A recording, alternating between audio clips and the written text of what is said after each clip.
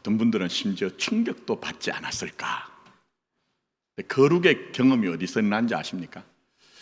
잠시 후에 모세 얘기하겠지만 모세가 익숙하던 호렙산에 올라갔을 때에 떨기나무 불꽃에 불이 붙었으나 그 나무는 타지 아니하는 익숙하지 않은 광경을 통해 거룩함을 경험했습니다. 그래서 여러분, 저희 고등학교 선배님인데 여러분들 존경하신 이찬수 목사님 교회를 보면요, 우리가 드리는 방식이 아니고 우리 드리는 예배는 과거의 문화를 담아낸 예배거든요. 그래서 지금처럼 예배를 드립니다. 그래가지고 그 교회는 젊은 세대가 많아요.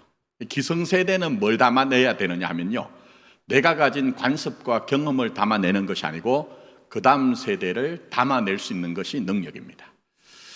아무쪼록 저희 교회가 청년들 다음 세대들을 품는다 이렇게만 하지 마시고 진짜 실제적으로 잘 좀 섬겼으면 좋겠습니다. 자, 지난주에 부모와 자녀와의 관계는 운명과도 같다 이렇게 표현했습니다. 자, 운명이라고 표현한 것은 한 인간의 일생에 부모보다 더 큰 영향력을 끼치는 존재가 없기 때문입니다. 오은영 박사님 요즘 아주 핫하시죠? 근데 박사님이 신간을 발간했습니다. 오은영의 화해라는 책인데 뭐 세대와 관련 없어요. 여러분이 여러분 자신을 잘 이해하기 위해서 꼭 한번 읽어봤으면 좋겠다 이런 마음이 드는 좋은 책입니다. 근데 첫 번째 챕터, 첫 번째 꼭지가 부모는 어떤 존재이기에 이렇게 아플까 하는 것이 있는데 거기에 사례가 등장합니다. 한 청년의 사례인데요, 한번 들어보십시오. 서물이 조금 넘은 청년이 있었습니다. 그 청년은 저를 만나러 올 때 여름에도 가끔 빨간 목도리를 두르곤 했어요. 중학생 때부터 저와 만나온 청년이었습니다. 사람들은 더운 여름에 빨간 목도리를 두른 젊은 남자를 종종 이상하게 쳐다보았죠. 청년의 어머니는 청년이 초등학생 때 암으로 돌아가셨어요. 어머니는 생이 몇 달밖에 남지 않았다는 말을 듣고는 빨간 털실을 몇 뭉치 사셨답니다. 그리고 매일매일 아들의 목도리를 떴어요. 청년은 어머니가 보고 싶은 날이면 빨간 목도리를 둘렀어요. 그러면 어머니가 곁에 있는 것처럼 마음이 따뜻해지고 평안해진다고 했어요. 이런 사례입니다. 물론 이 책에는 아주 심각한 수준의 사례도 많이 등장하지만 첫 번째 이 책의 등장부터 이런 사례를 얘기한 것은요, 부모가 크다는 거예요. 깊은 영향력을 남긴다는 거예요. 물론 사랑에 대해서도 여러분들이 부모보다 내게 더 큰 사랑을 주신 존재가 없어요. 그러나 또 하나, 현실은 우리가 한 인간이 첫 번째 실망의 대상이 누굽니까? 부모입니다. 더 나아가서 자기 인생의 한계는 부모예요. 이건 누구나 다 똑같아요. 여기 계신 분들이, 청년들은 그렇다 하고 대부분 분들은 부모님이기 때문에 아이고 맨날 예배 때 설교할 때 왜 그래 부담 가는 얘기 하냐 이런 얘기가 아니고요, 우리 인생이 뭔지 신앙이 뭔지를 알기 위해서는 여러분이 지금까지 자라면서 성장하면서 이때까지 올 때 어떤 것들을 경험하셨냐 하는 거예요. 그래서 오은영 박사가 책에서 이런 얘기를 합니다. 어느 날 문득 오래전 일기장을 펼쳤는데 엄마가 죽이고 싶도록 밉다, 아빠가 없어졌으면 좋겠다고 무슨 일이 있었는지 모르지만 일기장에 있더라는 거예요. 그래서 여러분도 누구나 다 지금까지 오시면서 나는 아빠 같은 아빠가 되기 싫다거나 아빠 같은 남자를 만나기 싫다거나 엄마 같은 엄마가 되기 싫다거나 엄마 같은 애인을, 친구를 또 아니면 배우자를 만나지 말아야 되겠다 이런 생각과 느낌이 분명히 있었죠. 다 있습니다. 없을 수가 없습니다. 그러나 이조차 한 인간의 성장의 과정이라는 거예요. 그러니까 부모와 자녀라는 절대적으로 묶여진 운명 안에서 우리가 피할 수 없는 것들을 경험합니다. 그게 뭡니까? 행복뿐만 아니라 슬픔도 경험해요. 사랑뿐만 아니라 미움을 경험합니다. 친밀함뿐만 아니라 고독과 외로움과 격리와 두려움 등등등을 경험하면서 한 인간이 커지고 깊어지는 거예요. 그걸 우리에게 한 일생을 통해 보여주고 계시죠. 자, 그러나 오늘은 청년 예배니까 그저 개인적인 차원에서 부모와 자녀만을 보지 말자는 겁니다. 세대도 그렇습니다. 세대도 그래요. 우리 공동체 안에는 여기 계신 대부분의 기성세대와 또 저기 있는 저 초롱초롱한 눈망울 가진 청년 세대, 다음 세대도 있습니다. 근데 이 말씀에 우리가 지난주부터 살펴봤죠. 내 부모를 공경하라, 순종하라. 원출처가 어디라고요? 신명기라고 했잖아요. 신명기 간단하게 말씀드리면 뭡니까? 우리 세대는 실패했다는 거예요. 우리 세대는 실패했다. 그러니 너희는 우리를 반면 교사 삼으라는 것이 신명기라고 말씀드렸어요. 그러면 광야의 2세대들은 1세대 부모 세대를 다 적나라한 것들을 다 봤죠? 그게 뭡니까? 잘나지 못했다는 거예요. 찬란하지 못했다는 거예요. 제대로 순종하며 살았다는 것이 아니란 것을 전부 다 눈으로 목도했어요. 근데 그 한계를 가진 1세대에 대해서 내 부모를 공경하라, 순종하라는 것은 뭐라고 했습니까? 청년들은 안 들어보셔서 모르겠지만 제가 지난주 뭐라고 했죠? 부모 세대가 우리에게 남겨준 그 누적된 유산, 현실들을 수긍하고 인정하라고 말씀드렸어요. 왜요? 외면하면, 부인하면, 억압하면 우리 살아가는 일생에 더 크게 부메랑처럼 돌아오기 때문에 아프고 힘들고 결코 쉽지 않은 것이지만 그거 그냥 수긍하자고 얘기했어요. 기억나시죠? 기억이 안 나시면 지난주 설교를 가셔서 한번 들어보십시오. 자, 그러나 그렇게 인정하는 것이 다냐는 거예요. 그게 우리의 결론이냐는 거예요. 그게 아닙니다. 오늘의 결론은 하나님이 더 나아가라고 얘기합니다. 인정하는 것이 아니고 인생의 깊은 데로 나가기 위해서 살아내면서 한 걸음 더 나가라. 더 나가라고 우리에게 요청하고 당부하고 계시는 거예요. 자, 그래서 오늘 본문 여호수아 1장 한번 보십시오. 이제 광야 시대를 끝내고 약속의 땅 들어가야 되는 여호수아가 그 가나안 땅을 목전에 두고 있는데 하나님이 말씀하십니다. 자, 2절로 한번 가보십시오. 목사가 중요한 게 아니고 하나님의 말씀이 중요하다고 늘 말씀드렸죠. 자, 2절입니다. 내 종 모세가 죽었으니 이제 너는 이 모든 백성과 더불어 일어나 이 요단을 건너 내가 그들 곧 이스라엘 자손에게 주는 그 땅으로 가라고 하시면서 당부하신 게 뭐죠? 두려워하지 말라, 놀라지 말라 얘기합니다. 그럼 이건 무슨 얘기죠? 여호수아가 지금 두려워한다는 거예요. 우리처럼 걱정하고 염려하면서 놀라고 있다는 거예요. 그러니 성경은 그들이 영웅이었다는 게 아니에요. 여러분이 사시는 것과 똑같이 방불한 인생을 그들이 살아내고 있다는 거예요. 그러면 여호수아가 뭘 두려워합니까? 현실적으로는 미래 일이죠. 우리가 그런 것처럼 내일 일어나 몰라요 하는 것처럼 우리는 우리의 장래에 대한 걱정이 있습니다. 여호수아는 그 미지의 땅에 들어가야 되고 그 땅은 무주 공산이 아니고 말을 타고 무슨 달려갈 수 있는 길이 아니고 어마무시한 대적들이 있어요. 그러니 걱정하고 염려하고 두려워하는 거예요.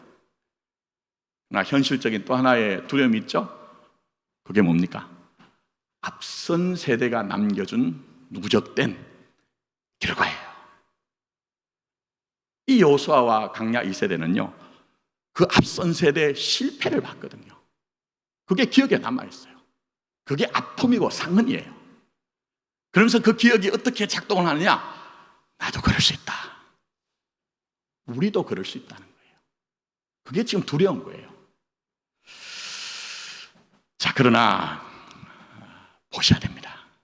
그럼에도 불구하고 멈출 수 없어요. 고착될 수 없어요. 나가야 되죠. 그래서 여러분 여호수아서를 보시면 큰 성 여리고성을 정복하고 난 후에 바로 뭐가 등장합니까? 아이성이라고 하는 아주 조그만 성을 정복하는데 아간이라고 하는 자가 범죄를 했더니 커다란 실패를 경험해요. 커다란 실패를. 또 더 나가서 하나님이 약속하신 땅이 있는데 실제적으로 성경을 보시면요, 여호수아가 그렇게 고군분투를 했는데 남겨진 땅이 있어요. 열심히 사셨죠? 성실하게 사셨죠? 그렇다고 인생의 과제가 없던가요? 우리 이 땅에 숨을 쉬는 동안은 우리 인생의 과제가 없어질 수가 없다는 거예요. 그리고 더 나가서 여호수아서를 보시면 여호수아가 이제 임종을 앞두고 얘기를 해요. 그게 뭡니까?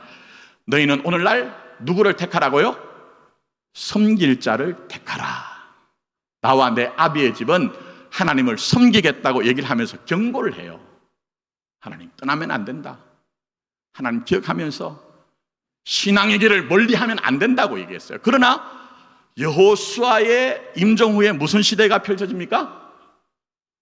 구약의 방대한 역사를 얘기하니까 여러분들이 눈을 다 내리 감고 있는데, 그 다음 시대가 무슨 시대죠?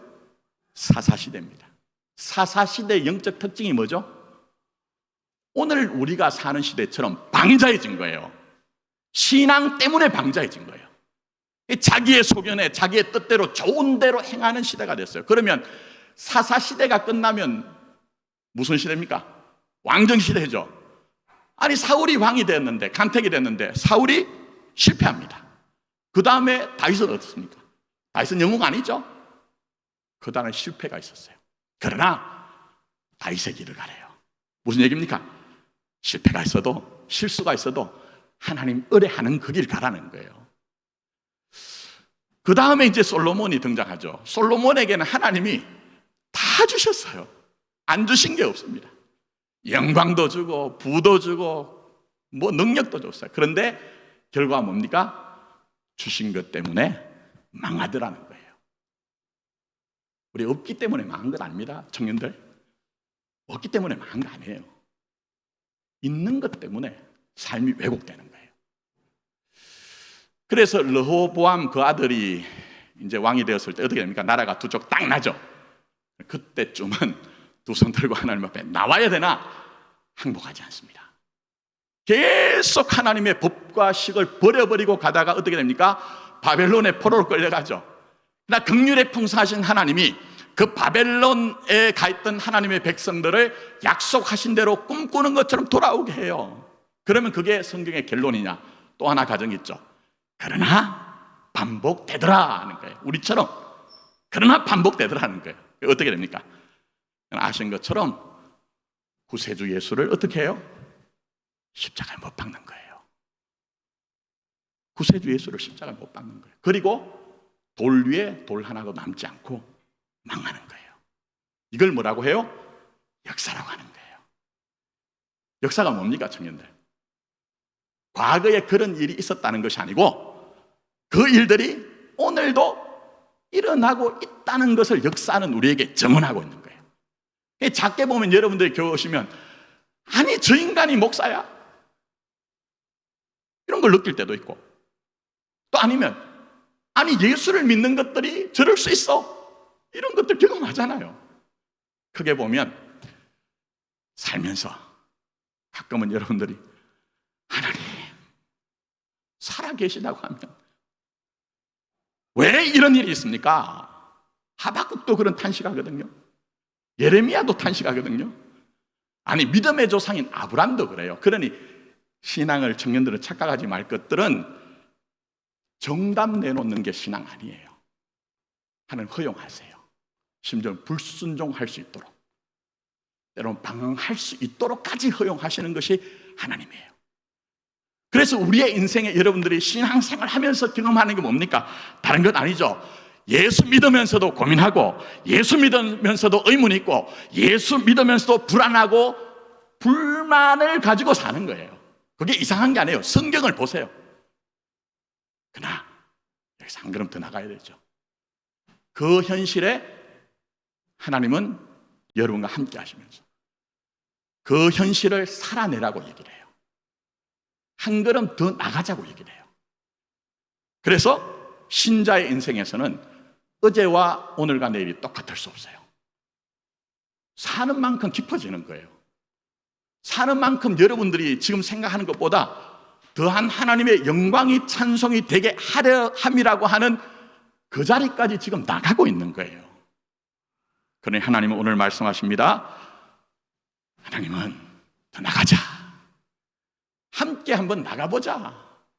두려워하지 말고 염려하지 말고 경계를 넘어서 좀 나가보자. 청년들에게 얘기하는 거예요. 그리고 여러분들에게도 지금 당부하고 계시는 것입니다. 자, 그런데 하나님이 이렇게 하나님 되심을 알리기 위해서 우리에게 선택한 방법이 뭡니까? 자꾸 오해를 하세요. 예수 믿으면 복 받는다. 예수 믿으면 잘 된다. 명분입니다. 신앙 그렇지 않습니다. 우리 하나님의 일하심은요, 말씀드렸죠? 우리의 영광과 찬란함과 대단함 속에서 하나님이 일하시지 않으세요. 아니, 일하시지 않는 게 아니고 그렇게도 일을 하시는데 더 깊은 수준에서는 우리의 찌질함과 우리의 무너짐과 우리의 실패 속에서 하나님이 자신의 하나님 되심을 나타내신다니까요. 어디서 확인합니까? 성경에서 확인하셔야 돼요. 자, 오늘 여호수아에게 누구를 등장시키죠? 모세. 죽은 사람 왜 등장시킵니까? 이미 죽은 사람 왜 등장시킵니까? 이 모세를 등장시킨 것은 과거를 돌아보면서 이스라엘 백성들은 불순종했는데 모세는 순종했다. 이스라엘 백성들은 순간순간 불평하고 원망했지만 모세는 감사하면서 순종했다. 이런 비교를 하라는 게 아니에요. 물론 맞는 얘기지만 더 깊은 게 있습니다. 자, 그게 뭡니까? 말씀드렸다시피 여호수아는요 좀 두려워요. 뭐가 두렵죠? 장래가 두렵고 과거에 내게 넘겨진 현실이 무서운 거예요. 근데 이런 현실에서 하나님이 여호수아 1장에 모세를 얘기하는 이유가 뭡니까? 자, 3절로 한번 가보세요. 말씀을 가지고 확인하셔야 되겠죠? 목사 보라고 하지 않았습니다. 성경 보십시오. 내가 모세에게 말한 바와 같이 너희 발바닥으로 밟는 곳은 모두 내가 너희에게 주었노니, 그 아래는 읽지 않겠습니다. 자, 이 말씀을 모세에게 주신 때가 언제죠? 청년들 성경 읽었습니까? 언제예요? 출애굽기 3장. 자, 이때가 언제입니까? 모세가 떳떳할 때입니까? 모세가 대단한 어떤 영광과 조건과 이유를 가지고 있을 때예요? 아닙니다. 자기 자신에게 대해서도조차 아무 말할 수 없는 자가 되었을 때예요. 무슨 얘기입니까? 애굽의 왕자로 있을 때 실수로 사람을 죽였어요. 그리고 난 후에 미디안 광야로 가서 도망을 갔습니다. 그래서 유기당한 세월을 산 거예요. 잊혀버린 세월을 산 거예요. 우리도 가끔 그렇죠. 살면서도 하나님, 이게 도무지 무슨 이유가 있습니까? 하는 반문이 있을 때가 있잖아요. 모세가 똑같은 거예요. 그리고 더 나아가서 하나님이 이 말씀을 하실 때는요, 무슨 모세가 내가 여기 있나이다 하면서 띠를 두르고 뭐 손을 들면서 다른 사람이 아니라 내가 할 수 있습니다는 결기와 각오가 아니에요. 말씀드린 것처럼 자기 자신에 대해서 나는 말하지 못하는 자라고 해서 쓸모없다고 자기 자신을 판정한 때예요. 우리도 그럴 때 있잖아요. 남들에게 멀쩡하게 보이는데 우리 자신이 그럴 때가 있거든요. 그리고 더 나가서 말씀드린 것처럼 무슨 모세가 하겠다고 한 때가 아닙니다. 청년들은 모르지만 여기 계신 대부분의 부모님 세대, 한때는 여러분들이 예수님 언제 만났습니까? 한국교회가 대단하게 부흥할 때 아닙니까? 그때 저도 그랬지만 부흥회를 하든지 산에 올라가가지고 나무 뿌리라도 붙들고 하나님 만나주세요, 만나주세요. 그래서 하나님 만난 감격이 있거든요. 근데 모세는 그게 아니에요. 언제 하나님 만났습니까? 하루 사는 문제 때문에 생계를 위해서 시내산을, 호렙산을 올라갔을 때예요. 그니 무슨 각오와 결단과 대단한 의를 가진 게 아니고요, 정말 아무것도 아닐 때 하나님 만난 거예요. 자, 그리고 묻습니다. 모세가 하나님 만난 게 몇 세 때죠? 우리 청년들, 청년 헌신 예배 드리니까 몇 세 때예요? 신앙은 제가 그냥 말씀드리면 감동만 하는 게 아니에요. 찬양 드릴 때 제가 보진 못했지만 여러분 막 은혜 받으신 것 같아. 감동을 넘어서는 사실을 가지고 있어야 돼요. 모세가 몇 세 때? 알면서 다 대답을 하네요. 80세 때. 이게 무슨 얘기입니까? 하나님의 뜻이나 하나님의 시간과 나와는 전혀 맞지 않더라는 거예요. 무슨 말인지 이해가세요? 여러분도 사시면서 그렇잖아요. 하나님 이때는 도와주셔야 합니다. 그렇게 하는데 하나님 도와주시던가요? 아니에요. 우리가 많이 경험하는 것은요, 모세하고 똑같거든요. 만약 모세로 보면 정말 하나님의 일을 할 수 있을 때는요, 애국에서 왕자로 있을 때예요. 그때 오셨다고 하면 주님 내가 여기 있사오니, 주님 내가 여기 있사오니 하면 감격을 안고 두 손 들었을 거예요. 근데 왜 이때 오시냐는 거예요. 왜 이때 오시냐는 거예요. 여러분도 그렇죠. 그래서 모세가 어떻게 합니까? 반발합니다. 반발해요. 이제 가라 하는데 말도 안 되는 소리 하지 마세요. 그런 뜻도 없고 이룰 수 있는 능력도 없는 내게 왜 이제 얘기하시냐 하는 거예요. 여러분도 그렇죠? 뭔가 주시기만 하면 하겠는데 하나님이 현실적인 수단과 방법과 능력을 주시는 일이 별로 없거든요. 목사님 저도 그래요. 그렇지 않습니까? 근데 제가 길게 설명드리지 않을게요. 시간이 다 돼가니까. 출애굽기 3장 4장 내용이 뭡니까? 과정이 있다는 거예요. 그렇게 고집을 부리는 설득이 안 되는 자인 모세를 하나님이 계속 설득하세요. 그게 신앙입니다. 그게 신앙이에요, 여러분. 그래서 결국은 하나님 앞에 승복하며 말씀이 얼마나 묘한지요. 그렇게 설득당하기 전에는 모세가 뭘 가지고 있죠? 자기 지팡이를 가지고 있어요. 근데 그 지팡이는 그대로인데 성경을 보니까 뭐라고 합니까? 여호와의 지팡이를 잡고 앞세워가는 거예요. 여러분이 변하는 게 아니에요. 하나님이 여러분에게 함께 하심으로 우리의 삶을 더 깊게 하시는 거예요. 그게 신앙인 것입니다. 그래서 오늘 모세를 여호수아에게 얘기하는 게 뭡니까? 그의 출발을 보라. 그는 영웅이 아니었다. 내가 설득하여 이해시켜서 출발시켰고 그의 광야의 세월 속에서도 그의 실력이 그것을 이뤄낸 것이 아니라 내가 함께함으로 그를 가게 하였다. 그리고 그 결론을 보라. 결론은 뭐죠?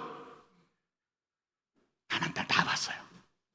그런데 하나님이 청천벽력 같은 말도 안 되는 섭섭한 얘기 하시죠. 너는 어떻게 한다고요? 들어가지 못한다는 거예요. 근데 모세가 어떻게 하죠? 수긍합니다. 광야 1세대를 안고 마치 떨어지는 한 뜰기의 꽃처럼 자기 인생을 완성하는 거예요. 여러분이 여러분의 부모 세대 우리를 보고 뭘 배웠습니까? 기도한 것처럼 현상적으로 여러분들은 참 어떤 면에서 우리의 한계를 봤어요. 그러나 여러분은 우리보다 더 깊어져야 돼요. 더 커야 돼요. 더 나가서 우리 인생의 신앙이란 것은 우선 현상적인 결과를 이루는 게 아니에요. 모세처럼 그렇게 사는 거예요. 그래서 여호수아에게 모세를 얘기한 것은 뭐냐? 광야에서 모세가 더 나갔더라. 너희도 지금 그 길을 가고 있다. 가보자. 가면 알게 된다. 이걸 지금 말씀하고 계시는 것입니다. 시간이 더 나가야 되는데 늘 부족합니다. 이를 위해서요, 한 가지만 말씀드릴게요. 하나님은 자신의 수치와 수모조차도 사용하셔서 여러분에게 그렇게 말씀하세요. 그 어디 보여집니까? 대표적으로 사무엘상 4장 5장에 가면 엘리 제사장이 있죠. 그때 무슨 일이 있었습니까? 제가 자꾸 청년들한테 물으니까 눈을 밑으로 하는데 무슨 일이 있었어요? 하나님의 언약궤를 들고 나갔다가 블레셋에 지잖아요. 이건 무슨 얘기예요? 하나님의 수치예요. 오늘 우리 때문에 하나님이 수치와 수모를 겪는 것처럼 똑같은 일이에요. 근데 하나님 왜 그렇게 하죠? 겪어보라는 거예요. 살아보라는 거예요. 그리고 진짜 신앙이 뭔지 알라는 거예요. 이게 무슨 얘기입니까? 여러분, 여호수아 시대에는 언약 때만 들고 나가면 이겼어요. 근데 이게 과거의 경험이 되고 누적이 되다 보니 뭐가 됩니까? 명분이 됐어요. 명제가 됐어요. 예수만 믿으면 복을 받는다는 전혀 성경적이지 않은 우리가 가졌던 여러분의 부모 세대가 가진 그 신앙 똑같은 모습인 거예요. 하나님은 자기 자신의 수치와 수모를 겪거든요. 그러면서 너희들 살아봐라. 진짜 신앙은 상대하는 분이 있다는 거예요. 명분과 명제가 아니고 살아계신 하나님이 여러분을 상대한다는 거예요. 그분은 살아계시고 여러분을 위해서 지금 일하고 계시다는 것을 알라는 거예요. 그게 여러분 성경에 나오는 신앙입니다. 말씀 맺으면서 1, 2부는 조금 길었습니다. 목사의 억울함은 예배 시간이 늘 1시간에 고정되어 있다는 것. 그러나 여러분의 답답함은 저 인간은 언제 저렇게 긴 얘기를 끝낼 것인가. 그거죠? 그리고 제가 늘 하는 얘기는 돌직구 날립니다. 어떤 분이 그래요, 저보고. 왜 맨날 돌직구를 날립니까? 그럴 수밖에 없는데요. 성경이 그렇게 하라는데요. 그래서 마지막으로 저는 얼굴을 좀 펴드리기 위해서 영화 얘기 하나 하고자 합니다. 싸움의 기술 보셨어요? 청년들? 옛날 영화 1편 보시면 대단한 영화입니다. 보이기에는 싸움 영화인데요, 인간의 성장 영화예요. 꼭 보세요, 여러분. 자, 거기에 보면 학원 폭력에 시달리는 제이라고 하는 배우가 분한 병태라는 학생이 있습니다. 근데 얘가 그렇게 살 수는 없거든요. 그래서 어떻게 합니까? 아주 미스터리한 인물이 있습니다. 싸움의 고수인데 독서실에 살고 있는 오판수라고 하는, 그걸 분한 분이 백윤식 씨입니다. 가가지고 배워요. 여러분, 배우셔야 됩니다. 신앙은 배우는 거예요. 그런데 이때 이 대사 중에 하나가 정말 좋은 영화입니다. 이게 싸움 영화가 아니고 인생에 대한 영화 내용이거든요. 그런데 이런 얘기합니다. 생각은 누가 하는 거라고요? 내가 하는 거라는 거예요. 생각하지 말라는 게 아니에요. 고수와 하수가 있으면 하수가 알 수 없는 목적과 가치와 수단을 고수가 가져 있으니 가져오라는 거예요. 너 자신의 인생을 가져오라는 거예요. 따라오라는 거예요. 신앙 뭡니까, 여러분? 우리는 살면서 이스라엘 백성과 똑같습니다. 방황하고 고독을 느끼고 왜 이렇습니까? 불만합니다. 근데 하나님이 그런 현실을 살아라고 얘기해요. 네가 다 가늠하지 못하는 더 높은 목적과 가치와 수단을 가지고 있으니 따라오면 내가 너의 인생을 뭘 해서가 아니고 에베소서에 나오는 것처럼 너 인생이 영광의 찬송이 되게 하겠다고 말씀하시는 거예요. 이제 우리 청년들뿐만 아니고 여기 계신 우리 기성세대, 부모세대 여러분들도 신앙은 고착이 아닙니다. 자족하는 것이지 고착이 아닙니다. 한 걸음 더 나가십시오. 그때 하나님이 분명히 여러분에게 함께 하시면서 도심으로 말미암아 우리 인생이 정말 멋지게 아름답게 주의 열매를 남겨놓을 수가 있을 것입니다. 이런 삶이 되기를 예수님의 이름으로 축복합니다. 기도드리겠습니다.